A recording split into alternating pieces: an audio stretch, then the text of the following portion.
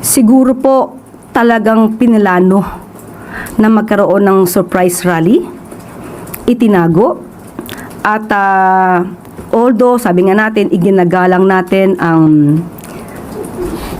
liderato ng INC, pero ang pag-admit na ito ay isang surprise rally at itinago, hindi po yun maganda. Hindi siya maayos. Dahil hindi po siya tumutupad sa batas at hindi rin po ito gumagalang sa karapatan ng ibang tao. Kristo, ang kapatid na Edwil Sabala. Ka Edwil, magandang umaga po. Magandang umaga po, Ka Nelson. Apo. Ito pong pagdagsa ng mga tao sa White Plains, sa Quezon City, at meron ding nakita dyan sa Liwasang Bonifacio, ang iba po inatanong na sila daw po pala ay membro ng Iglesia ni Cristo. Ano po bang dahilan? Bakit nagtungo doon ang ilan nating kababayan at kasama ang mga miyembro ng INC? Magandang katanungan po at dala-dala ko nga po ang statement na nais kong basahin ngayon sa mga nanonood sa atin. Narito po ang statement ng Iglesia ni Cristo. Hindi tutol ang Iglesia ni Cristo sa pagpapatupad ng batas, pero tutol kami sa pagbaluktot sa batas, lalo na kung ang layunin ay para pagtakpan ang katiwalian. Gaya ng alam ng marami, si Senator Dante Marcoleta ay nanguna sa pag-iimbestiga sa isa sa pinakamalaking pandarambong na naganap sa ating kasaysayan. Sinimulan niya ito nang siya pa ang chairman ng Blue Ribbon Committee ng Senado. Subalit, pinalitan ng liderato ng kumiting ito. Gayunpaman, itinuloy niya ang paghahanap ng hustisya para sa atin na mga mamamayan. Ang ipinagtataka namin ay kung bakit siya na nagsusulong sa pag-expose ng mga sangkot sa napakalaking pagnanakaw sa Pilipinas ang kakasuhan at ipakukulong sa halip na ang mga na-expose. Ang ikinakaso kay Senator Marcoleta ay plunder na isang non-bailable crime. Sa makatwid, ipakukulong siya at hindi pwedeng magpiyansa hanggang hindi natatapos ang pagliliti sa kanya. Sa madaling salita, ay hindi na niya maitutuloy ang paglalantad o pag-expose sa mga sangkot sa pandarambong na naganap. Pero, paanong naging plunder ang pagtanggap ng campaign donation o campaign contribution? Hindi naman galing sa kabangyaman ng Pilipinas ang tinanggap niyang donation mula sa mga sumuporta sa kanyang pagkandidato bilang senador. At mismong ang COMELEC ay naglabas na ng desisyon na walang krimen na naganap sa pagtanggap niya ng campaign donation. Sinusuportahan ng Iglesia ni Cristo ang itinataguyod ni Senator Marcoleta dahil ito rin ang posisyon namin. Nananawagan kami para sa transparency, accountability, justice, and peace. Kaya, nais naming iparinig sa mga kinauukulan na kahit ipakulong nila si Senator Marcoleta, ay hindi kami titigil sa paghingi ng katarungan para sa mga kababayan natin na ninakawan. Gusto naming ipaalam sa kanila na isang injustice ang selective justice at hindi kami mananahimik sa harap nitong napakalaking pagyurak sa katarungan na hinihingi ng ating mga kababayan. Yan po ang statement ng Iglesia ni Cristo. Maraming salamat po, Ka Edwin. Maraming salamat po. Magandang hapon po, mga kababayan. 5 palakpak para sa katarungan. Maraming salamat po.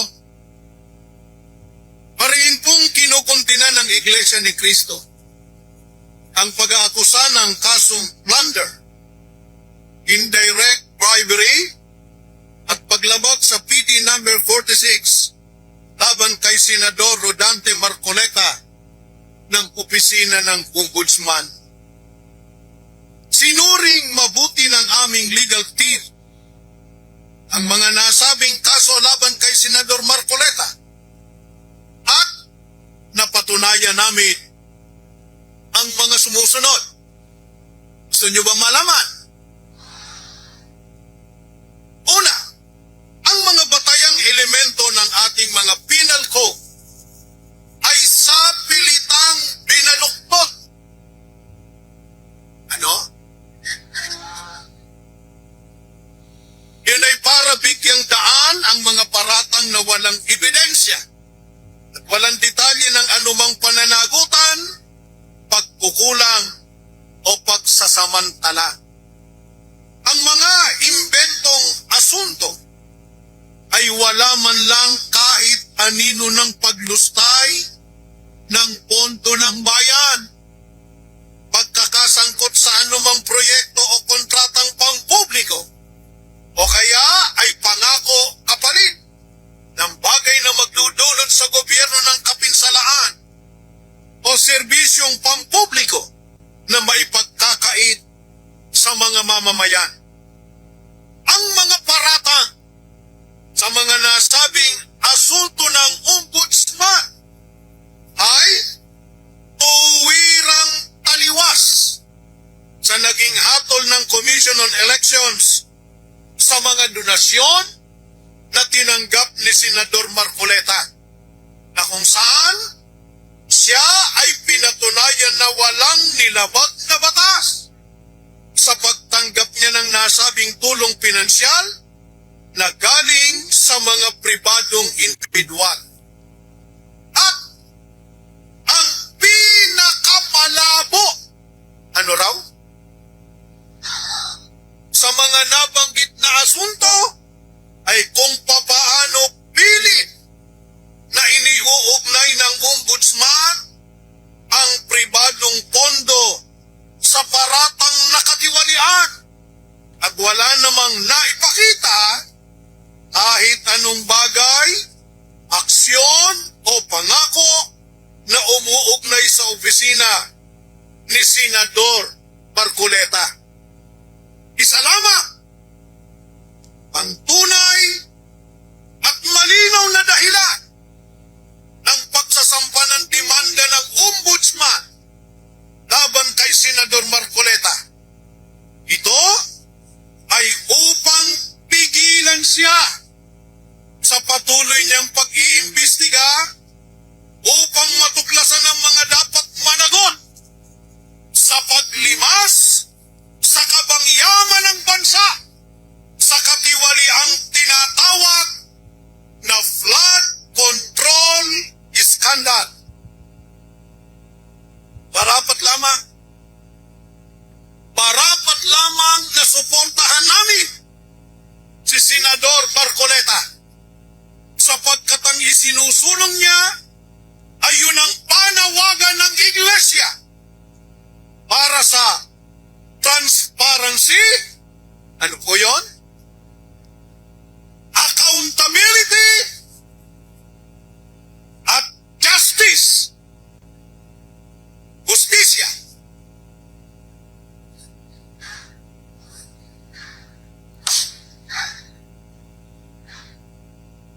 Justisya po, kaugnay ng napakalawak at karumal-dumal na katiwali ang nagaganap sa ating bansa. Ang taong bayan ay patuloy na naghihintay sa paglalapat ng kaukulang parusa sa mga walang budhi na nagsagawa nito upang makamit nila ang pangkalahatang katarungan. Ngunit, patuloy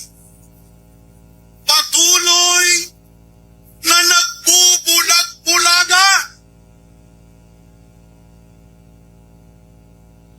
at nagbibingi-bingihan ang mga kinauukulan. Ngayon, ang ombudsman, raw, na dapat sana ay magtrabaho para sa kaparehong layunin gumagawa ng hakbang para pigilan at ng tuluyang pagtakpan ang pinakamalaki at pinakagarapal. Pinakamalaki at pinakagarapal na pandarambong.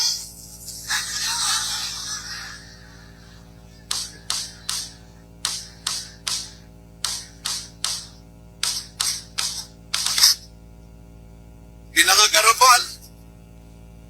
Pinaka malaking pandarambong sa kasaysayan ng ating bansa. Ninakawan na ang taong bayan. Pinagkaitan pa sila ng hustis na tanging inaasahan nila upang maiganti ang sinapit nilang pagdurusa sa kamay mismo ng mga tao na kanilang inihalal para sila